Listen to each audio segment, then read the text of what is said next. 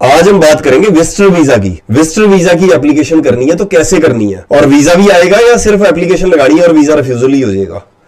किस कंट्री की एप्लीकेशन लगानी चाहिए और किस कंट्री की नहीं लगानी चाहिए।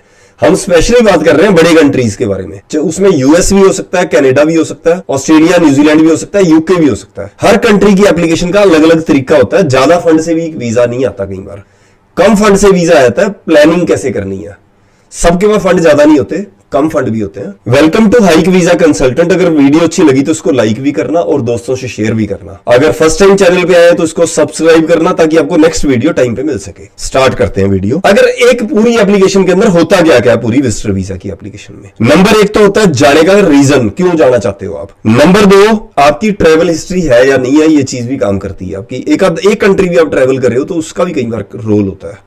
पर अगर आपके पास जाने का रीजन स्ट्रांग है तो कई बार आपकी ट्रैवल हिस्ट्री के बिना भी वीजा हो जाता है। यानी कि आपने जाने के कारण को ज्यादा स्ट्रांग कर दिया, फिर ट्रैवल हिस्ट्री इतना काम नहीं करती, नहीं भी है तब भी चलेगा काम। आपके होम कंट्री के अंदर टाइज कैसे हैं, यानी कि आप वापिस आओगे, इस बात की क्या गारंटी दे रहे हो आप। यहां पे आपका काम अच्छा है या कुछ और आपकी प्रॉपर्टीज आपके पास बहुत सारी हैं, कोई भी आप ऐसा कोई रीजन दे रहे हो भी आपके बच्चे यहां पे हैं, आप क्यों वापिस आओगे घूम के, इस चीज का वो प्रूफ चाहते हैं। ट्रांजैक्शन भी बड़ा रोल प्ले करती है। अगर बच्चे किसी की ट्रांजैक्शन स्ट्रांग है, चाहे पैसा कम है उनके पास, तब भी बहुत बढ़िया एप्लीकेशन होती है। आईटीआर का भी रोल होता है। अगर आपने आईटीआर हर साल भर रहे हो और एक इकट्ठी भर दी आपने 3 साल की, दोनों चीजों में डिफरेंस है। आईटीआर नहीं है तो जे फॉर्म भी चल सकते हैं, कोई इशू वाली बात नहीं है। जे फॉर्म से वीजा लग सकता है। आपकी इनकम स्ट्रांग दिखनी चाहिए। आपकी सीए रिपोर्ट भी काम करती है। अगर आप सीए रिपोर्ट बनवाते हो बड़ी स्ट्रांग सी, उसमें वैल्यूएशन डालते तो उससे पता लगता है कि यार बंदा वापस आएगा, इस पे बहुत कुछ है। अगर आप जॉब पे हो तो आपका वर्क एक्सपीरियंस कैसा है, आपकी आईटीआरस कैसी हैं, आपके फंड कितने हैं, ये चीजें सारी रोल प्ले करती हैं। एक आपका कवर लेटर बनता है विजिटर वीजा के अंदर। उस कवर लेटर में का रोल बड़ा ज्यादा प्ले करता है, जिसके ऊपर सारा वीजा टिका होता है। उसमें बड़े बारे में ए से लेके जेड तक आप सारी डिटेल डालते हो, वापिस आने का कारण डालते हो, जाने का रीजन लिखते हो उसके अंदर। इस तरीके से वीजा आता है। एक एप्लीकेशन करने के लिए दो तरह के आपको कंसल्टेंट मिलेंगे।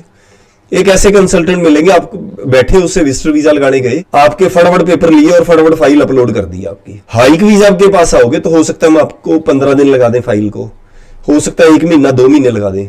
क्योंकि एक एप्लीकेशन लगाने के लिए एक तो ओरिजिनल पेपर चाहिए होते हैं, एक प्रेजेंटेशन शानदार बनानी होती है। अगर आप प्रेजेंटेशन आपने बनाई नहीं, फटाफट आपने फाइल लगा दी, तो वो चीज जीरो है बिल्कुल ही। कई बार लेन देन नहीं दिखता अकाउंट के अंदर, कुछ और रीजन हो सकता है आपकी एप्लीकेशन को लेट होने का। आपके पास जो हमें पेपर वर्क जिस तरह की चाहिए वो पेपर नहीं है आपके पास अभी, उसको धीरे धीरे आप ट्रांजैक्शन के साथ आप पूरा कर रहे हो, कुछ और चीजें कर रहे हो। आप आईटीआर में तो कुछ और ही बता रहे हो, पेपर वर्क आपका जो ट्रांजैक्शन आपकी कुछ और ही बोल रही है। तो ऐसे करके एक एप्लीकेशन को डिजाइन करना पड़ता है। एक वीजा अगर आप लेना चाहते हो तो उसके लिए आपको मेहनत करनी पड़ेगी। पैसे भी आपसे लेंगे, जेन्युइन चार्ज लेंगे आपसे, पर बहुत सारे लोग 2-2, 4-4, 5-5 हजार में एप्लीकेशन कर देते हैं, वो फाइल नहीं लगाते। वो आपकी सिर्फ फॉर्म भर के आपको अपलोड करी, फाइल छुट्टी। क्योंकि अगर आपको 10-15 दिन, महीना अगर आपकी फाइल में लग जाता है तो उसमें सर्विस चार्ज लगते हैं, उसमें मेहनत लगती है उसमें बहुत ज्यादा। पर एक अच्छी प्रेजेंटेशन के बाद ही फाइल को प्रेजेंट करना अच्छा होता है, फिर 99% वीजा आ जाता है। कोई भी अपनी विजिटर वीजा की किसी भी कंट्री के लिए बातचीत करना चाहता है तो नीचे लिखे नंबर पे एक फोन करो या हाइक वीजा पे आके मिलो। नमस्कार।